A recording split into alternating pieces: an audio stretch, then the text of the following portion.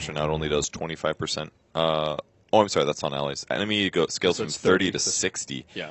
God, I didn't realize this ability actually scales really well now. It's incredible. It's actually very good now that I'm looking at it.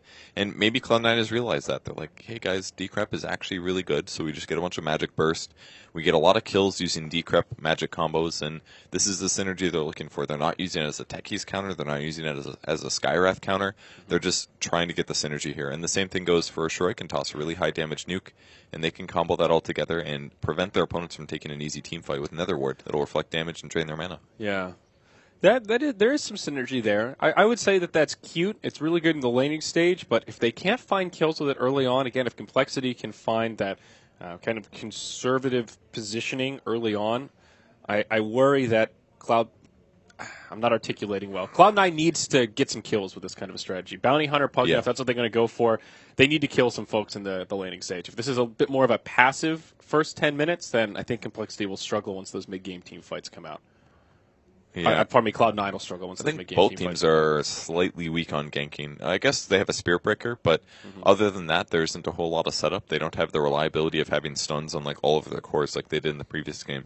I just love high stun drafts. It makes things a lot easier because anybody can be useful to a gank when you can stun your opponent and do a little bit of magic damage. Obviously, Lena's not a little bit, but I feel like they had so many rotation options. But this game, it's pretty much all coming down to Lina, Spirit Breaker, and their third hero that they pick.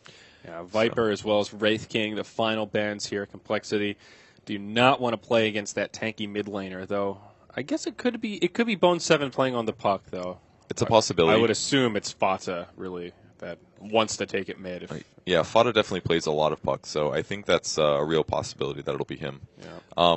But they could play it off lane. I think that'd be a really good advantage versus Shadow Fiend, because if he gets out of position and there's a bounty there and you've got a puck, he's almost guaranteed dead, right? Because you just get right on top of him so he can't double raise you. He can only single raise you. And Puck can close that gap and chase a lot better than most other mids can. So he does have to worry about getting raised, but with the bounty, I feel like they can definitely push that advantage. If Shadow Fiend gets ahead, then Puck is pretty much useless at killing Shadow Fiend. They pick it again, another Sven. So I like this. It gives them more setup possibilities. They could just do a simple dual lane, and they're still a huge threat. And it scales so well for damage potential. The only downside is Pugna Decrep is quite good versus Sven. They can just make him unable to attack for 3.5 seconds, and that's a really big advantage in the early game before he gets BKB. All right, and Rubik, the final choice here for Cloud9. So it will be Fata Puck. So does that mean it's Bone 7 on the Pugna here, headed to the off lane? Ooh. An odd lane setup here for Cloud9. Bounty off lane? Off lane bounty? Is that the way to do it?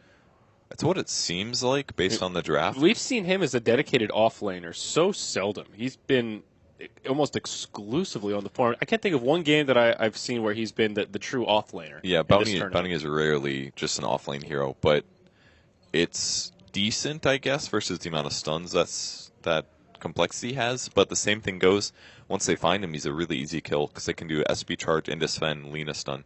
So there just has to be 2 heroes within chain stun range at all times of the bounty to get him I feel like it's almost more likely that Pugna goes to the off lane, though. God, that's not really so great either. One of the worst strength gains in the game. His survivability is low. Who cares if he gets chain stunned? He's chain stunned for like 3 seconds. I just don't feel like that's the solution. All right, so who's playing what here? It is Bone 7 on the Pugna. Okay, so they're aggressively tri-laning, I guess, and putting Pugna in the safe lane. That's actually way better, I think. I like that idea. Okay, that definitely makes more sense. Okay, so they do head to the aggressive tri-lane. Gyrocopter opting for the Mango, as per usual. And that makes their tri-lane actually pretty good. Bounty Hunter, Gyrocopter, Rubik, that gives the bounty the ability to roam mid if needed as well. What a nice good luck, have fun. Oh, how nice. Smiley faces aplenty. So that'll put Bone 7 on the Pugna. Fata will take the puck to the mid lane. And Misery, he'll be here on the Rubik. Gets a ward down on that top rune spawn. And they'll hold their other ward for now. Same ward here from Complexity. They put this early one down in the last game. They really like this spot to get a little bit of intel on that bottom rune and just see if there are any rotations coming into their jungle or headed towards the mid lane. Yeah, it didn't help them that much last game because it was a Spirit Breaker, but even still, a really good place for wards, it seems, is the area where Bounty pops in Viz to approach a lane. If you have a ward in that area, he's not going to be able to use it earlier than that because the duration is very low, only 20 seconds at level 1.